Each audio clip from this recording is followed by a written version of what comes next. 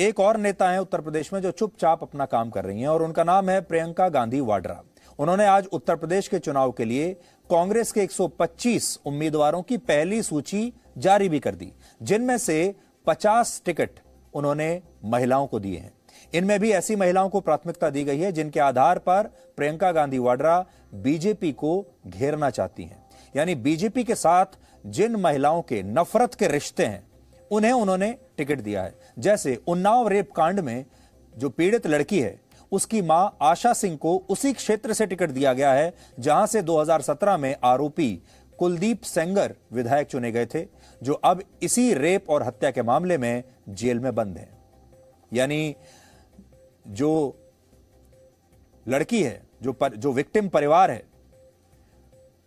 उसी लड़की की मां को कांग्रेस ने अब टिकट दे दिया है और अब वो विधायक बनकर सेंगर साहब को बता सकते हैं कि उनके अंदर कितनी ताकत है।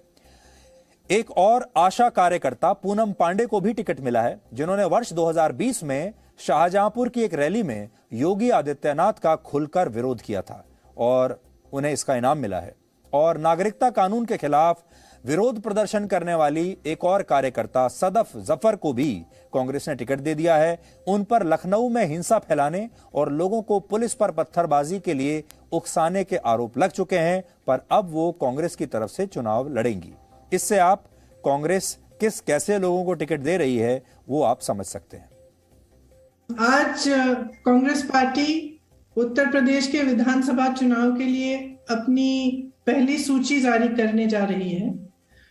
125 प्रत्याशियों की सूची है, जिसमें से 50 महिलाएं हैं। इस सूची में 40% महिलाएं हैं और 40% युवा भी हैं। हमें आशा है कि इनके जरिए हम एक नई उम्मीद और एक नई तरह की राजनीति प्रदेश में उभार पाएंगे। जो महिलाएं हैं उनमें से कुछ पत्रकार हैं, एक अभिनेत्री भी है, कुछ संघर्षशील महिलाएं हैं जिन्होंने कांग्रेस पार्टी में रहते हुए सालों के लिए संघर्ष किया है। हमारी एक आध जिलाध्यक्ष भी हैं जिन्होंने बहुत अच्छा काम किया है। उसके साथ साथ ऐसी महिलाएं हैं जिन्होंने बहुत अत्याचार भी देखा है अपने जीवन में और उसके खिलाफ लड़ा है। कुछ समाज सेविकाएं भी हैं जो अपने विधानसभा से लड़ना चाह रही थी, तो उनको भी हमने समर्थन दिया है और आगे बढ़ा है। जातियों के नाम पर अलग अलग फॉर्मूले बनाना और धर्म के नाम पर ध्रुवीकरण करना, इस तरह के फॉर्मूलों में असल में कांग्रेस सबसे पुरानी चैंपियन है। सबसे पुरानी जो लेबोरेटरी है वो कांग्रेस के पास है और कांग्रेस के पास जितने भी साइंटिस्ट हैं और कांग्रेस के पास जितने भी इंजीनियर्स हैं इस तरह के फॉर्मूले बनाने के लिए, उनका असल में देश में किसी भी पार्टी के पास कोई तोड़ नहीं था। तो कांग्रेस ही वो पार्टी है जिसने सबसे पहले हमारे देश में इस तरह की लेबोरेटरी स्थापित की थी, जिसमें चुनाव जीतने के फॉर्मूले बनाए जाते थे, जिसमें जैसा मैं आपको बता रहा था तुष्टीकरण का फॉर्मूला बनता था, ध्रुवीकरण का फॉर्मूला बनता था और फिर ये जातीय समीकरण के फॉर्मूले भी उन्हीं की लैब्स में बनते थे। लेकिन इस बार कांग्रेस ने कुछ नया फॉर्मूला निकालने की कोशिश की है और उसका श्रेय जाता है प्रियंका गांधी वाड्रा को। और कांग्रेस इस बार यूपी का चुनाव जो है वो लड़कियों के नाम पर लड़ रही है। वो पिछला चुनाव लड़कों के नाम पर लड़ चुकी है। आपको याद होगा जब राहुल गांधी और अखिलेश यादव एक साथ आए थे तब कहा गया था कि ये यूपी के लड़के हैं और यूपी के लड़के इस बार चुनाव लड़ेंगे। तो लड़के तो फ्लॉप हो गए, इसलिए इस बार कांग्रेस लड़कियों के नाम पर चुनाव लड़ रही है। उस समय आपको याद होगा यूपी के लोगों ने यूपी के इन लड़कों को उत्तर प्रदेश की 403 सीटों में से 15% सीटें भी नहीं दी थी, जबकि बीजेपी को 312 सीटें मिली थी। हमारे देश में महिला सशक्तिकरण के नाम पर इस तरह की राजनीति कोई नई बात नहीं है। महिलाओं को चुनाव में पार्टियों द्वारा टिकट तो दिए जाते हैं, लेकिन यह भी सच है कि ये टिकट उन्हीं महिलाओं को मिलते हैं जिनके परिवार के सदस्य सक्रिय राजनीति में होते हैं। उन्हीं महिलाओं को मिलते हैं जो बड़े बड़े परिवारों से संबंध रखती हैं, जो पहले से ही बहुत सशक्त हैं। तो जो महिला पहले से ही बहुत सशक्त है उसे टिकट देकर और ज्यादा सशक्त बनाने से बाकी के महिलाओं को क्या फायदा होगा। उदाहरण के लिए कांग्रेस ने आज उत्तर प्रदेश की फर्रुखाबाद सीट से अपने बहुत पुराने नेता सलमान खुर्शीद की पत्नी को टिकट दे दिया। इसके अलावा आराधना मोना मिश्रा को भी टिकट मिला है, जो कांग्रेस के पूर्व राज्यसभा सांसद और कांग्रेस के बड़े नेता प्रमोद तिवारी की बेटी हैं।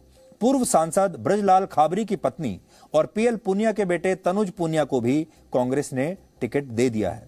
प्रियंका गांधी वाड्रा के सामने इस बार एक बड़ी चुनौती यह भी है कि उनके पास चुनाव लड़ने के लिए सेना नहीं है, यानी कार्यकर्ताओं की सेना नहीं है, उनके पास संगठन नहीं है और उनका संगठन जमीनी स्तर पर काफी कमजोर है। इसलिए वो सोशल मीडिया का सहारा ले रही हैं और वो नए नए फॉर्मूले लेकर आ रही हैं, वो नए नए विचार लेकर आ रही हैं। और ये अच्छी बात है कि अगर वो ये कहती हैं कि वो युवाओं को नया मौका देंगी, वो कहती हैं कि वो महिलाओं को नया मौका देंगी, इससे कम से कम राजनीति के जो पुराने फॉर्मूले चले आ रहे हैं उनमें कुछ नए फॉर्मूले अब सामने आ रहे हैं। और भविष्य के फॉर्मूले यही हैं, जब हमारे देश का युवा सक्रिय राजनीति में आएगा, जब हमारे देश की जो महिलाएं हैं वो सक्रिय राजनीति में आएंगी। लेकिन बड़ी बात यह है कि वो युवा किसी नेता का बेटा नहीं होना चाहिए और वो महिला भी किसी बड़े नेता की पत्नी, बहन या बेटी नहीं होनी चाहिए।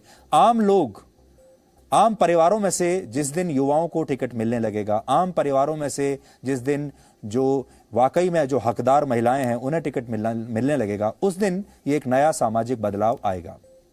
तो आज हमने आपको बिल्कुल सरल तरीके से ये नेताओं के फॉर्मूले आपके सामने हमने डिकोड किए हैं और अब ये सारे फॉर्मूले समझने के बाद आप आने वाले समय में जी न्यूज़ देखते रहिए और यकीन मानिए जिस तरह की इंजीनियरिंग हमारे देश के नेता कर रहे हैं, जिस तरह के साइंटिस्ट हमारे देश के नेता बने हुए हैं, कोई बड़ी बात नहीं है, बड़े सिंपल फॉर्मूले हैं। अगर आप भी ध्यान से इन्हें सीखेंगे तो आप भी सोशल इंजीनियर्स बन सकते हैं, आप भी सोशल साइंटिस्ट बन सकते हैं और फिर आप भी चुनावी रणनीति बना पाएंगे नेताओं की तरह। और जो रणनीति बनाकर ये नेता जो फॉर्मूले आपके ऊपर लागू करते हैं, आप तुरंत इन्हें डिकोड कर लेंगे और समझ जाएंगे कि कौन सा नेता आपके ऊपर वोट पाने के लिए कौन सा फॉर्मूला लागू कर रहा है।